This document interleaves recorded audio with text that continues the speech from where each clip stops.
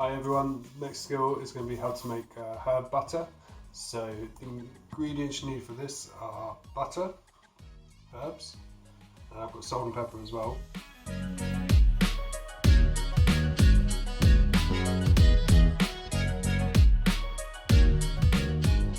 Equipment, you need a knife, a sharp knife, a fork and a bowl. So why this is really nice is that you can prepare it in advance and you can then use it in dishes later on. It keeps quite a long time, it might keep for like up to 10 days in the fridge. The herb flavour will infuse into the butter slowly, so it takes on like a new quality other than just the flavours it has individually. It's a good way of preserving herbs that you might have in excess, because the butter will keep them tastier for longer. And I also think it's quite a nice touch. It's a nice like garnish. It's a bit sort of little bit sort of stylish for cooking, so it's quite nice. So start with slightly warm room temperature butter. Obviously it makes it easier to mash. Depends how much you're making really. I am cooking with 2 people and I've got quite a lot of herbs though, so I'm going to be quite generous with the butter, not that generous. This will, as I say, last in the fridge, so even though it might not all be used tonight, it will last for longer after tonight. Okay, and then I find it's better to start mashing the butter first before putting the herbs in. Get this really soft and kind of spread around. Because then when you chop the herbs and mix it in, you don't really want to necessarily mash them too much, you want to incorporate them a bit more gently. So spread that out, that's sort of warmish room temperature. Herbs, today I've got for this dish dill, which is this one here. This is kind of a nice seasonal herb, it's really fresh, it's a bit kind of aniseed in flavour. And then I've also got mint as well, and I think a combination of the two balances out the flavour quite nicely, because the dill can be a bit too aniseedy, but with the mint it will hopefully give it a fresher taste, which is nice. This is sort of like a springtime thing, because I'm going to put it with new potatoes. Mint and new potatoes is like really classic. I'm just adding the dill in for an extra bit of interest here. So with the herbs, you basically want to remove any kind of twiggy, stalky bits that aren't nice to eat and don't have much flavour. So this bit on the mint, and similarly with the dill, just a little bit sort of twiggy. So we're just going to remove the fronds from there, get rid of the big bit. Okay, and then the way to do this, make sure you have enough space, I put down a kitchen roll there to keep it in place, and then I'm rolling up the herbs into a nice little bundle. That means they're nice and tight, so when I come with a knife I can see where I'm chopping, and you can just work the knife through the herbs, keep it nicely rolled, chop all the way through. We'll try and get everything the same size, because then it basically eats better. You can really smell that aniseed coming off it. It's almost quite sweet actually. So this dill is quite commonly found with salmon in Northern European countries, but also it's used a lot in Eastern European food, and it's used a lot in sort of Turkish food and that region around there. It is often found with pickled gherkins, for instance. So yeah, like what you might have in a burger, and McDonald's will often have a sort of slightly dilly taste to it. Cool, Americans like it as well. So then this can go into the butter, which we can see. Scrape that in.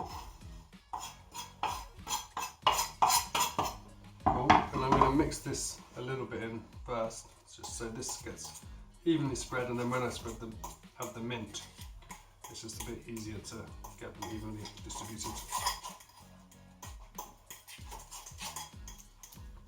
Cool, so you can see that's all a nice green colour. Chopping the mint, similar principle, but it's a slightly different shaped leaf. So you roll it into a kind of cigar shape, basically, and then keep it nicely bunched again. Look on top of the knife, make sure your fingers, holding fingers out of the way. Keep looking, run the knife through really fluid.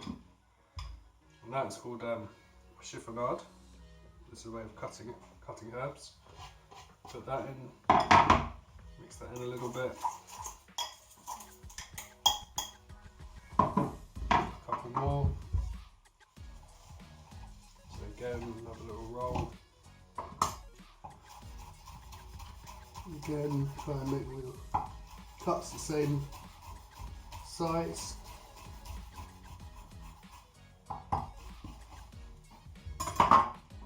Let's go again. And I'm going to do one more. I think that'll be a good balance. I'm going to save that little bit there for later.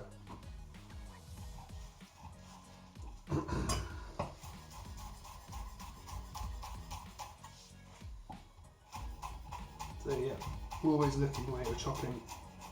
Try and look at the top of the knife. That's nice. Put that in. I'm going to put just a touch of salt in. It's salted butter anyway, but it is, I think you need a little bit of salt now the herbs have gone in, just to bring it to life. Pepper as well, finely ground pepper. Just adds another kind of element of interest to the thing. Mix that till it's incorporated. Try not to lose much on the sides. Scraping around the bowl. Bring it in and slowly it will take shape.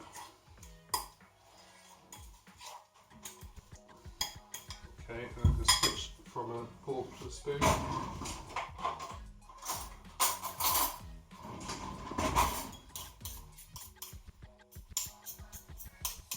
Now it's mashed in, now it's mashed, I think the spoon will be better. Just trying to get the butter off the edges.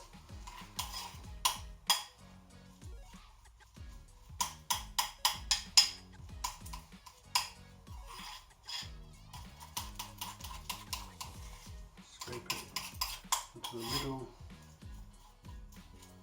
That looks nice and evenly mixed. Okay, and I'm going to use a spatula to take it out of the bowl so I don't lose any.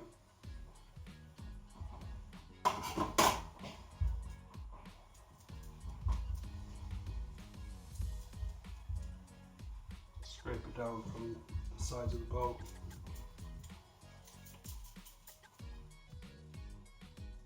Okay, there we go, that's it. Put it in the container.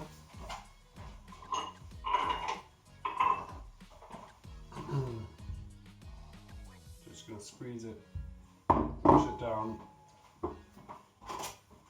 it down in here. You get herb butters you might probably see with steak. If you have a steak at a restaurant, they might do like a pesto butter or spicy butter, other herbs, garlic butter obviously, Pizza Express. Just wipe down the edge just so it's nice and looks nice and neat and tidy, and then you can garnish it with a leaf from a leftover and a bit of dill from the leftover. Cool, okay, there you go.